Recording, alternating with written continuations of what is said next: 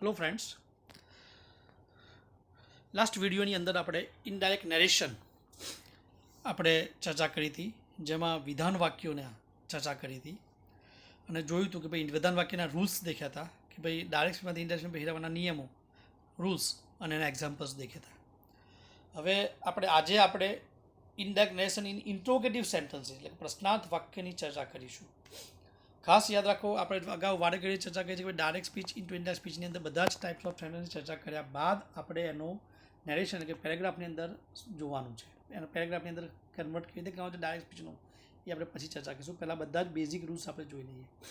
તો વિધાન વાક્યના રૂલ્સની અંદર આપણે દેખ્યા હતા કે ભાઈ સૌથી પહેલાં ડાયરેક્ટમાંથી ઇનડાયરેક્ટ ફેરવીને રિપોર્ટિંગ વર્બમાં ફેરફાર થાય, ધેટ સંયોજક મૂકવામાં આવે, સર્વનામમાં ફેરફાર થાય, કાળમાં ફેરફાર થાય, સમયદર્શક શબ્દોમાં ફેરફાર થાય. બધા રૂલ્સ દેખ્યા હતા અને લગભગ બધા જ રૂલ્સ દરેક ટાઈપ્સ ઓફ સેન્ટેન્સમાં કોમન છે.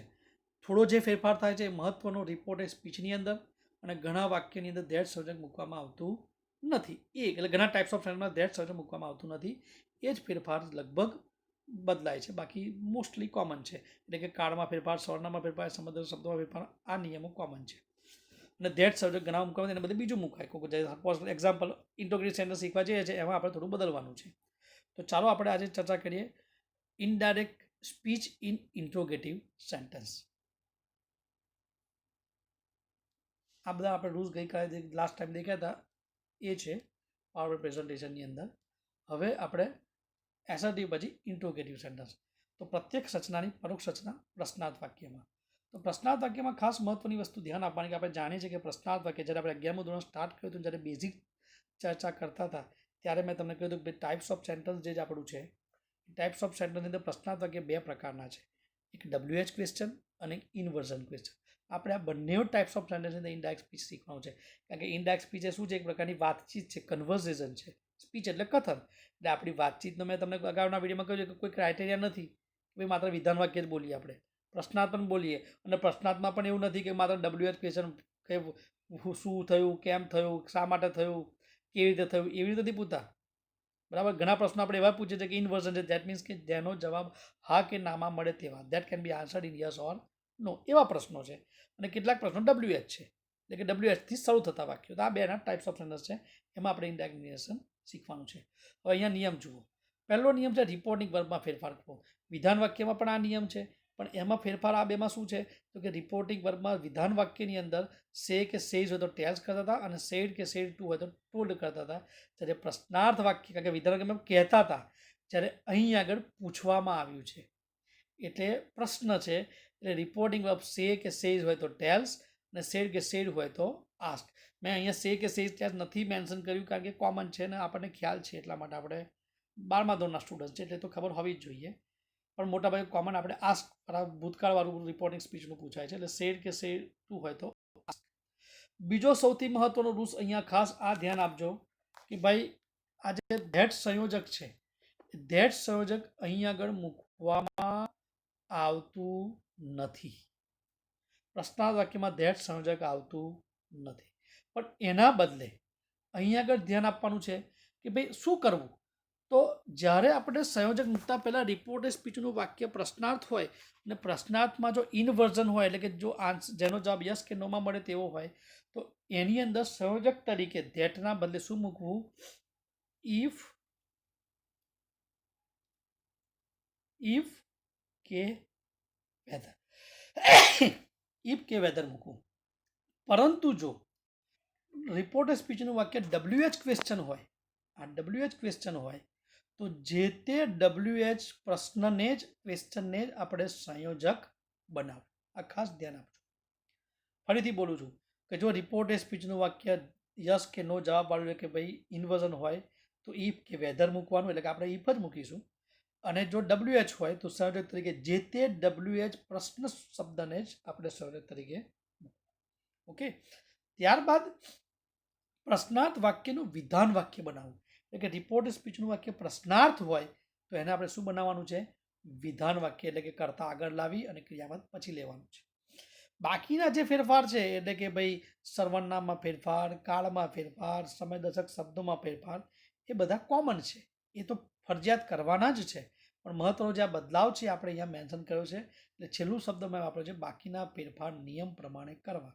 એટલે તો કોમન જ છે, જે બદલાય છે આ બદલાય છે. એટલે પ્રશ્નાર્થનું વિધાન વાક્ય મતલબ ડાયરેક્ટ સ્પીચનું પ્રશ્નાર્થ વાક્યનું ઇન્ડેક્સમાં ફેરફાર કરીએ ત્યારે ખાસ વસ્તુ આ ધ્યાન રાખવી. અને એટલા માટે જ્યારે મેં ફર્સ્ટ વિડીયોમાં કહ્યું હતું કે જ્યારે પણ ડાયરેક્ટ સ્પીચમાંથી ઇન્ડેક્સમાં ફેરવીએ એટલે આપણી નજર સૌ પ્રથમ ઇન્વર્ટેડ કોમાવાળા વાક્ય પર પડવી જોઈએ, કારણ કે કયા ટાઈપ્સ ઓફ સેન્ટેન્સનું વાક્ય છે, પ્રશ્નાર્થ છે કે વિધાન છે. આગળ જેમ જેમ શીખતા આવીશું એમાં આપણે પાછું એ ધ્યાન આપવું પડશે. તો આ આપણે પ્રશ્નાર્થ વાક્યનું ઇન્ડેક્સ સ્પીચ જોઈએ છે. હવે એના એક્ઝામ્પલ્સ જોઈએ. જય said to Kriti, are you listening Arijit Singh song. અહીંયા જયે કૃતિને કહ્યું કે શું તું અરિજીત સિંહના ગીતો સાંભળું છું? પ્રશ્ન પૂછ્યો છે. પ્રશ્નનો જવાબ હંમેશા કેવો, આ પ્રશ્નનો જવાબ કેવો મળે? હા અથવા નાની અંદર. તો એનું ઇન્ડેક્સ સ્પીચ ફેરવવાનું છે આપણે. તો જુઓ નિયમ પ્રમાણે પ્રશ્નાર્થના જય સેડ ટુનું શું કર્યું આપણે? આસ્ક. જુઓ, ત્યારબાદ સંયોજક તરીકે શું મૂક્યું આપણે? ઇફ, કારણ કે પ્રશ્ન કેવું છે? ઇન્વર્ઝન ક્વેશ્ચન, એટલે ઇફ સંયોજક મૂક્યું.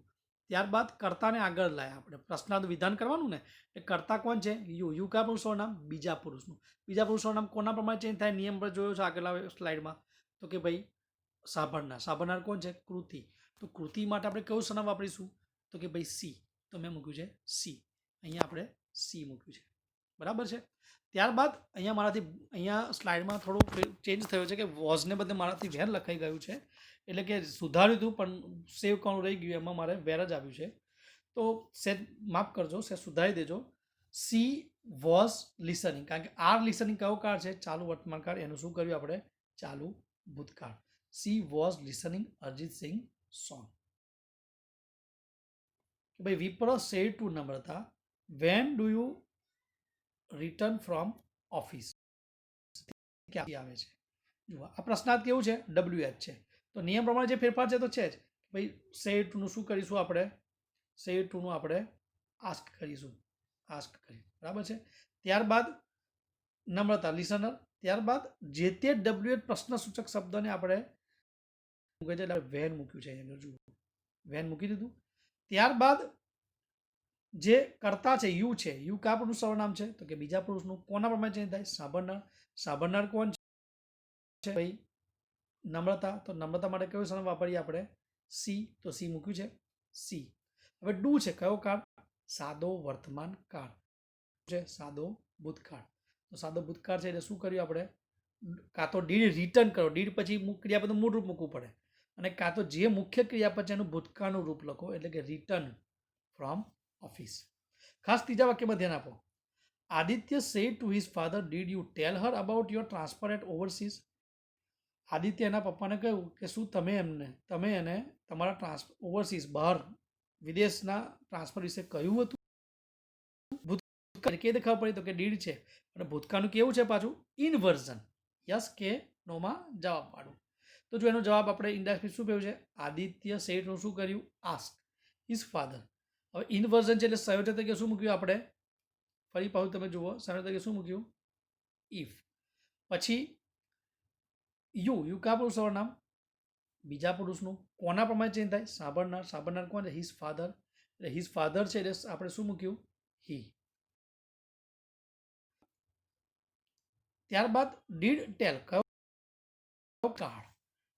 Past form. તો પાસ્ટ ફોર્મ શું થઈ જાય? Past perfect tense. પૂર્ણ ભૂતકાળ. પૂર્ણ ભૂતકાળની રચના શું?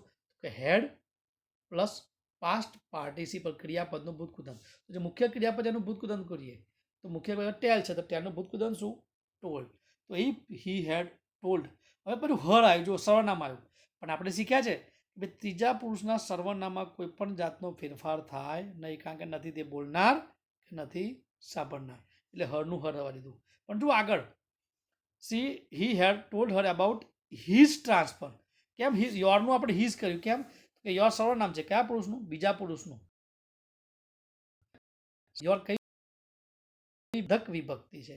સંબંધ વિભક્તિ છે એટલે આપણે શું કર્યું?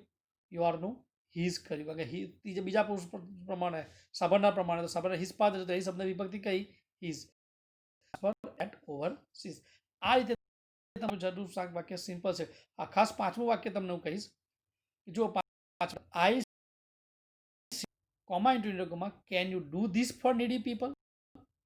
શું તું જરૂરિયાતમંદ માટે કંઈક કરી શકીશ? એનો જવાબ હા કે નામાં હોય. બરાબર છે. હંમેશા યાદ રાખો કે ઇનવર્ઝન ક્વેશ્ચન શરૂઆત કાં તો ટુ બીના રૂપથી કાં તો સહાયકારક do, does, did, was, were, am, is, are આ ટુ બીના રૂપો પ્લસ સહાયકારક ક્રિયાપદો will, shall, can, could, may, might, must આ બધાથી શરૂઆત થઈ હોય ઇનવર્ઝન ક્વેશ્ચન કે તો યસ કે નોમાં જવાબ આપે. બરાબર છે. તો આ પાંચમું જુઓ. આઈ આસ્ક સેટનું આસ્ક કર્યું પિંકી. હવે ઇનવર્ઝન છે હા કે નામાં એટલે સમજાય શું મૂક્યું ઈ. સી યુ બીજા પણ સૌ નામ સાંભળનાર કોણ છે કે પિંકી, એના માટે શું મૂકીશું સી. પછી કેનનું શું કર્યું આપણે કુડ, અને કેનનું કુડ કર્યું એટલે આપણે ડુનું ડીડ નથી કર્યું મુખ્ય ક્રિયાપદ. એનું ડુનું ડુ એટલે જે સહાયક ક્રિયાપદ વપરાયું હોય તો જે તે સહાયક ક્રિયાપદ જ ભૂતકાળ કરવું, ત્યારબાદનું ક્રિયાપદને આપણે જેવું છે એવું જ મૂકવાનું છે. ઇફ સી કુડ ડુ ધીસનું ધેટ કહ્યું, સમજદાર શબ્દોમાં ફેરફાર નીડી પીપલ. બરાબર છે. આ રીતે તમારે પ્રશ્નાર્થ વિધાન વાક્યની બીજી પણ પ્રેક્ટિસ કરવાની છે. તમારી પાસે કોઈ નોટ્સ હોય, મટીરિયલ્સ હોય, આપણે પ્રશ્નાર્થનું રૂપાંતર ડાયરેક્ટ સ્પીચનું ઇનડાયરેક્ટ સ્પીચમાં જોયા. હવે પછી આગળ આપણે indirect narration, indirect speech in exclamatory sentence, ત્યારબાદ ઇમ્પરેટિવ સેન્ટન્સ, ત્યારબાદ ઓપ્ટેટિવ સેન્ટન્સ અને ધ વર્ડ લેટ એની ચર્ચા કરીશું. તમારે આ વિડીયો ધ્યાનથી જોવાનો છે અને ત્યારબાદ એની પ્રેક્ટિસ કરવાની છે. કદાચ વિડીયોની ક્વોલિટી તમે યુટ્યુબ પર જ્યારે હું અપલોડ કરું ન દેખાય તો જ્યારે યુટ્યુબ ઓપન કરો ત્યારે 3 ડોટ ઉપર સાઈડ પર આવશે, 3 ક્લિક કરશો એટલે વિડીયો 144 થી 280, 360, 360 ને 480 સુધી સારી ક્વોલિટી દેખાશે. ક્લિયર. તો એ રીતે તમે કરજો. નર્મદે હર. ધ્યાન રાખજો આપનું.